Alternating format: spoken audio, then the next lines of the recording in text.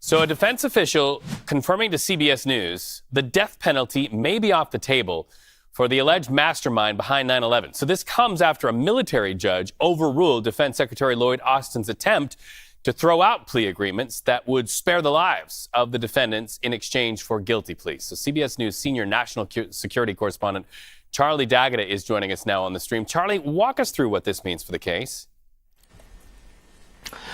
Well, first of all, Reed, it means the plea deal is back on the table for the defendants of the 9/11 attacks. So a defense official, as you said, confirmed to us earlier today. So the military judge overruled a decision that was made by Defense Secretary Lloyd Austin back in July that the plea deals could be made in exchange for the death penalty. Now, at the time, and we covered that, he said that a decision of that magnitude, because there's so much riding on it, could only be made by himself. And it would have seen mastermind Khalid Sheikh Mohammed and two other co-defendants avoiding the risk of the death penalty. And this was kind of like a done deal. So prosecutors and defense attorneys had worked it out in Guantanamo Bay where they're being held. It was approved. But when Austin found out about it, he quickly nullified the decision. The military judge is still presiding over the case. And according to defense officials we spoke to, he said Austin was just too late in that decision. And even at the time, questions were raised whether it was even under his legal jurisdiction to do that anyway. Well, speaking of Austin, Secretary of Defense Austin had a message for the U.S. military following President-elect Donald Trump's victory. What can you tell us about what was in a very specific memo from Mr. Austin?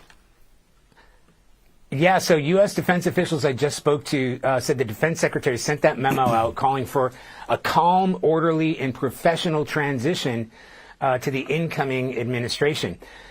So it was addressed to the entire Defense Department personnel, civilian staff, uniformed service members alike. He said they swore an oath to support and defend the Constitution of the United States, and that is precisely what they will do. This is a direct quote.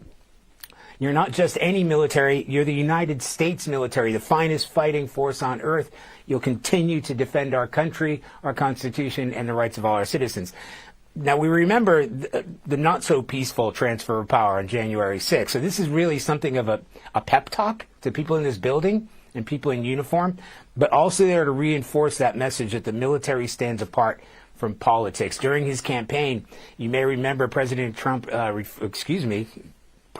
Trump said that we're dealing with the military as facing an enemy within. But Austin said they stand ready to carry out the lawful orders of the incoming Trump administration.